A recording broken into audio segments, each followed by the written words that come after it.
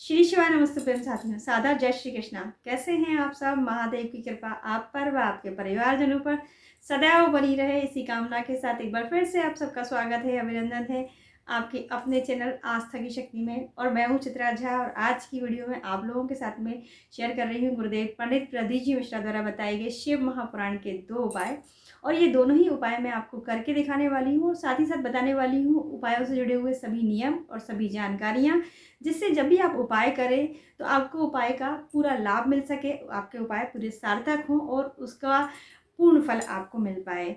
तो वीडियो को पूरा देखिएगा। लेकिन उससे पहले मैं आपकी जानकारी के लिए बता दूं कि मैं आपके साथ में जो भी उपाय गुरुदेव द्वारा बताए गए शेयर करती हूँ, उसको शॉर्ट वीडियो के माध्यम से शेयर पहले ही कर देती हूँ, जो कि स्वयं गुरुदेव की आवाज़ में ही होते हैं, जिससे आपको ये संतुष्टि रहे कि जो भी मैंने उपाय बताया आपको वो स्वयं गुरुदेव द्वारा बताया गया शिव महापुराण का उपाय है। तब आपके मन में एक सवाल आएगा कि जब शॉर्ट वीडियो में हम उपाय देख लेंगे तो फिर ये लॉन्ग वीडियो क्यों ही देखेंगे हम। सही है, आपके मन में से सवाल आया वो बिल्कुल सही है। लेकिन उसके जवाब में मैं आपको बताना चाहूँगी कि जब भी गुरुदेव उपाय बताते हैं, अलग अलग कथाओं में अलग अलग उपाय बताते हैं, तो ऐसे ही अलग अलग कथाओं में अलग अलग नियम भी बताते हैं, जो कि 1 मिनट की वीडियो में बताना संभव नहीं होता है। तो मैं उपाय आपको गुरुदेव की आवाज़ में सुनवा देती हूँ, बता देती हूँ, लेकिन जब लॉन्ग वीडियो बनाती हूँ तो उससे जुड़े हुए सारे नियम भी आप लोगों के साथ में शेयर करती हूँ, जिससे आप जब भी कभी उपाय करें तो उसमें कोई गलती ना हो, कुछ भी भूल चूक अनजाने में भी ना हो और उपाय का हमें पूरा फल मिल सके। हमारे मन में ये ना आए कि उपाय गलत था, उपाय सही नहीं बताया गया, या हमसे करने में कुछ भूल हो गई, या फिर महादेव हमसे नाराज़ हैं। तो ये सारी चीज़ें हमारे मन में ना आए और उपाय जब भी हम करें पूरी आस्था और भक्ति के साथ में करते हैं तो हमें उसका पूरा फल मिलना चाहिए।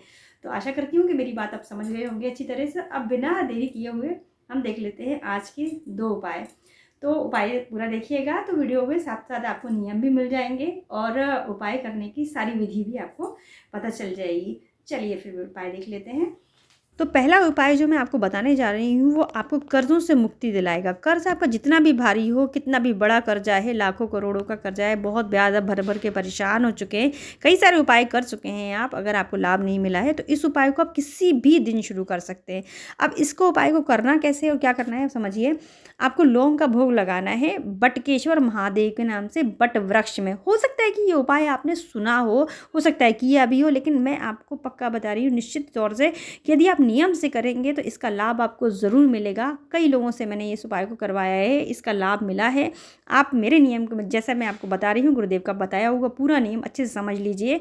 आपको बट के वृक्ष में, बट यानी कि जो बरगद का पेड़ होता है, कई लोगों को नहीं पता होता, बनियान ट्री जिसे कहा जाता है, यदि आपके घर के आसपास में ये है तो आप इस कार्य को सुबह में कर सकते हैं। मतलब 12 बजे से पहले आपको लौंग का भोग लगाना है। वो 3 तरीके से लगाया जा सकता है। पहला तो आप एक लोटे में जल ले लीजिए और उसमें लौंग डाल लीजिए, मतलब जो लौंग का जल है उसका ही भोग आपको सीधे दे देना है, जैसे मैंने आपको करके दिखाया। अब हमारे जो पास जो बरगद का पेड़ है वहाँ शिवलिंग भी रखे हुए हैं तो मैंने उनको भी चढ़ा दिया। अगर आपके आसपास ना हो, अगर बट का पेड़ भी है तो आपको सिर्फ जल का ही भोग दे देना है। तो ये आप सुबह में कर सकते हैं। अब यदि आप सुबह में जल चढ़ाने नहीं जा सकते हैं, आसपास में पेड़ नहीं है या सुबह में आपको टाइम नहीं मिल रहा है, तो इस कार्य को आप शाम को भी कर सकते हैं।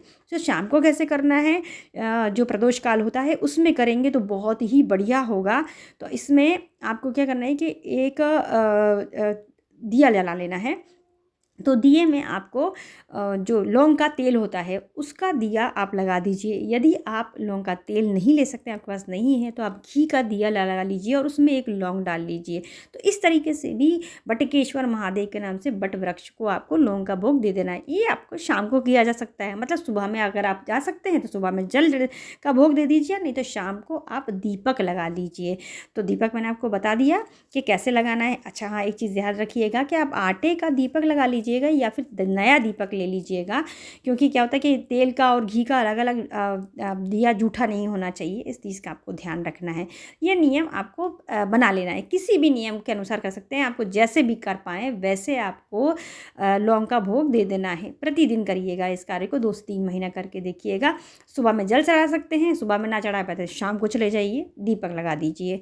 अब एक तरीका और भी है। मान लीजिए कि आप ना जल चढ़ा पा रहे हैं, ना ही दीपक लगा पा रहे हैं, घर के आसपास में पेड़ नहीं है, कहीं आते जाते में आपको ये वृक्ष मिलता है, ऑफिस जा रहे हैं, कहीं जाना आने में दूर है थोड़ा घर से, दीपक भी नहीं ले जा सकते हैं, लोटा भी नहीं ले जा सकते हैं, तो आप लौंग अकेली ही हाथ में ले जाइए और जो बेलपत्र होती है, या फिर ऐसे सिंपल ही भी हमारे यहाँ बेलपत्र मिल गई तो हमने बेलपत्र के ऊपर रख दिया। अगर आपको ना मिले तो आप सिंपल किसी पत्ते पर ही रख के लौंग का भोग बटकेश्वर महादेव के नाम से बट वृक्ष के नीचे आप लगा दीजिएगा। कुल मिलाकर कहने का अर्थ ये है कि आपको सिर्फ और सिर्फ बटकेश्वर महादेव के नाम से बट के वृक्ष में लौंग का भोग देना है महादेव को। ये आप किसी भी दिन कर सकते हैं। सुबह में करें तो जल से भोग दे दीजिए, शाम में करें तो दीपक का भोग दे दीजिए, और नहीं दे सकते दोनों में से कोई भी तो आप लौंग का भोग किसी भी टाइम में जा कर के दे सकते हैं। बहुत अच्छा होगा प्रदोष काल में यदि आप अब इस कार्य को करते हैं। बस आपको नियम बनाना है लौंग का भोग लगाने का बट वृक्ष में। अब हम बढ़ते हैं अगले उपाय की तरफ। तो जो अगला उपाय है वो किन लोगों को करना है पहले वो समझ लीजिए। जिनका कोई कार्य अटक गया है, मतलब बहुत परेशान है आप किसी काम की वजह से और काम नहीं हो पा रहा है। कई लोगों के हाथ पैर जोड़ के देख लिए, कोई सरकारी काम है, कोई एग्ज़ाम वगैरह आपने दिया हुआ, रिजल्ट नहीं आ पा रहा, पोस्टिंग नहीं मिल पा रही है, घर में कुछ ऐसी अड़चन आ गई है जिसकी वजह से आप बहुत परेशान हैं और काम नहीं हो पा रहा, अटक गया है। शादी विवाह जैसे संबंधित कुछ कार्य हैं नहीं हो पा रहे हैं। कई सारे ऐसे काम होते हैं जिनकी वजह से हम बहुत मेंटल स्ट्रेस में रहते हैं, काम आगे नहीं बढ़ पाता है। तो इसके लिए आपको लेना है बेलपत्र, समीपत्र और एक कनेर का पुष्प, और साथ में लेना है आपको 1 लोटा जल। और ये सभी चीज़ें लेकर जाएंगे आप शिव जी के मंदिर, और आपको सबसे पहले जल अर्पित करना है। तो आप दक्षिण दिशा में बैठिएगा और उत्तर दिशा की तरफ मुख करके, जैसे हम आपको जल चढ़ा के दिखा रहे हैं, आपको पहले जल अर्पित करना है। श्री शिवाय नमस्तुभ्यम, नमः शिवाय, जो मंत्र आपको आता है उस मंत्र के साथ में आपको शिव जी को जल अर्पित कर देना है। अपनी मनोकामना बोलते हुए, जो कार्य आपका रुका हुआ है उस कार्य को बोलते हुए पहले आप जल अर्पित कर देंगे। उसके बाद में आपको बेलपत्र, शमी पत्र और साथ में कनेर का पुष्प, तीनों चीज़ों को एक साथ लेना है और शिव जी पर अर्पित कर देना है। तो ये कार्य प्रदोष के दिन, प्रदोष काल में आपको 2 से 3 प्रदोष ज़रूर करना है। श्री शिवाय नमस्तुभ्यम का जप करते हुए शिव जी पे पूर्ण विश्वास और आस्था के साथ में इस कार्य को आप करिएगा। आपका कार्य 2 से 3 उपाय प्रदोष में हो जाएगा। तो आशा करती हूँ कि उपाय आपको अच्छे से समझा पाई हूँ, लेकिन छोटी छोटी सी बातें और भी हैं जिनको आपको उपाय करते समय ज़रूर ध्यान रखना है, जिससे आपको उपाय का पूरा फल मिले। तो पहले उपाय के लिए मैंने आपको लौंग बताया भोग लगाने के लिए। तो लौंग आपको टूटी फूटी नहीं लेनी है। किसी भी उपाय के लिए कोई भी चीज़ ली जाती है तो पूर्ण ली जाती है, टूटी फूटी मत लीजिएगा, फूल वाली लीजिएगा जैसे मैंने आपको दिखाई है। ठीक है, तो दीदी आप जल से भोग दे रहे हैं तो आप लोटे में जल लीजिएगा, जल अपने घर से ले जाइएगा। और यदि आप दीपक लग से भोग दे रहे हैं, आप दोनों में से कोई सा भी कुछ भी कर सकते हैं। प्रतिदिन करना है, जो अपनी सुविधा के अनुसार जिसको भी आप फॉलो कर पाएँ, किसी भी रूप में आप भोग डेली दे पाएँ। जैसे किसी दिन जल से दे दीजिएगा, किसी दिन दीपक से दे दीजिएगा, जैसी सुविधा हो। अगर लौंग अकेला भी लगा पाएँ तो लगा दीजिएगा। बस आपको प्रतिदिन का नियम बना लेना है। और अगर आप दीपक से भोग देते हैं तो ध्यान रखिएगा कि आटे का दीपक बना के ले जाइएगा या फिर कोरा दीपक लेके जाइएगा। देखिए, यदि आप लौंग के तेल से ही लगाते हैं दीपक तो बहुत अच्छी बात है। यदि आप घी का दीपक लगाते हैं तो प्रयास कीजिएगा कि गाय का घी ले लीजिएगा, उस पर फिर आप बत्ती जला के लौंग उसमें रख दीजिएगा। तो इस तरह से आप भोग लगा सकते हैं। दूसरे उपाय के लिए आपको बेलपत्र लेनी है और 1 कनेर का पुष्प लेना है और साथ में समी पत्र लेना है। तो इस उपाय को प्रदोष के दिन करना है। ध्यान रखिएगा, प्रदोष के दिन बेलपत्र नहीं तोड़ी जाती है, और बेलपत्र का पिछला हिस्सा तोड़ने के बाद ऐसे घुमाएंगे तो ढूंढ होता है, और ढूंढ को तोड़ने के बाद आप इस्तेमाल करेंगे। टूटी फूटी कटी फटी बेलपत्र मत लीजिएगा, सुंदर सी बेलपत्र लीजिएगा, कनेर का पुष्प और शमी पत्र। ध्यान रखिएगा, यदि आप प्रदोष शनिवार के दिन पड़ता है तो शनिवार के दिन शमी पत्र नहीं तोड़ा जाता है। इस चीज़ का आप ध्यान रखिएगा।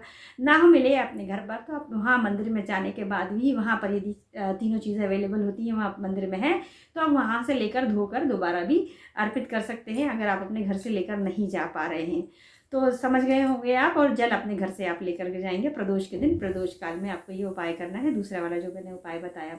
तो आशा करती हूँ उपाय से संबंधित सारे नियम मैंने आपको बता दिए हैं। लेकिन एक छोटी सी जानकारी और मैं आपको दे दूँ कि अभी अभी गुरुदेव ने जो दुबई में कथा की है, उसकी 3रे दिन की कथा में एक बहुत अच्छा नियम बताया है। जो लोग बाहर रहते हैं, विदेश में रहते हैं, या जिनके घरों में से बाहर पशुपति व्रत के लिए, पूजन के लिए जो लोग बाहर नहीं जा पाते हैं, तो उनके लिए बहुत अच्छी चीज़ बताई है गुरुदेव ने कि पशुपति व्रत की जो पूजन होती है वो आप अपने घर में भी कर सकते हैं। और जिस तरीके से आप मंदिर जाकर करते हैं वैसे ही आप अपने घर में भी कर सकते हैं। शिवलिंग बना लीजिए आप गमले में, और किसी भी गमले में आराम से कर सकते हैं। अपने घर में जो शिवलिंग रखे हैं उनकी भी पूजन की जा सकती है। तो आपको बस समस्या होगी कि उसका जो प्रसाद होता है वो 2 हिस्से जो शिव जी के लिए रखे जाते हैं, उस प्रसाद का फिर क्या किया जाए, क्योंकि वो खाया नहीं जाता है। तो गुरुदेव ने कहा है कि उस प्रसाद को आप पशु पक्षियों को खिला सकते हैं। खुद नहीं खाना है, किसी को बांटना नहीं है, लेकिन पशु पक्षियों को आप खिला सकते हैं जो आप मंदिर में छोड़कर आते हैं। तो आशा करती हूँ कि जो भी मैंने आपको जानकारी दी है उससे आपको लाभ मिलेगा। वीडियो आपको पसंद आई होगी तो वीडियो को लाइक कीजिएगा और ज़्यादा से ज़्यादा लोगों के साथ में शेयर कीजिएगा, जिससे इन जानकारियों का लाभ बाकी लोगों को भी मिले और इसका पुण्य फल आपको मिल पाए। और बेल आइकन को हिट कर लीजिएगा सब्सक्राइब करने के बाद में, जिससे मेरी आने वाली वीडियोज़ की नोटिफिकेशन आपको मिल सके। और आपका सपोर्ट ऐसे ही बना के रखिएगा जिससे मैं आपके लिए इसी तरह के उपाय ला सकूँ। किसी समस्या का उपाय यदि आप जानना चाहते हैं तो कमेंट बॉक्स में ज़रूर लिखिएगा, उससे संबंधित मैं वीडियो आप लोगों के साथ में ज़रूर शेयर करूँगी। मिलती हूँ फिर किसी अच्छे से उपाय के साथ, तब तक के लिए अपना और अपनों का ख्याल रखिए। सादर जय श्री कृष्णा। सभी शिव भक्तों को प्रणाम। गुरुदेव के चरणों में शत शत नमन। हर हर महादेव।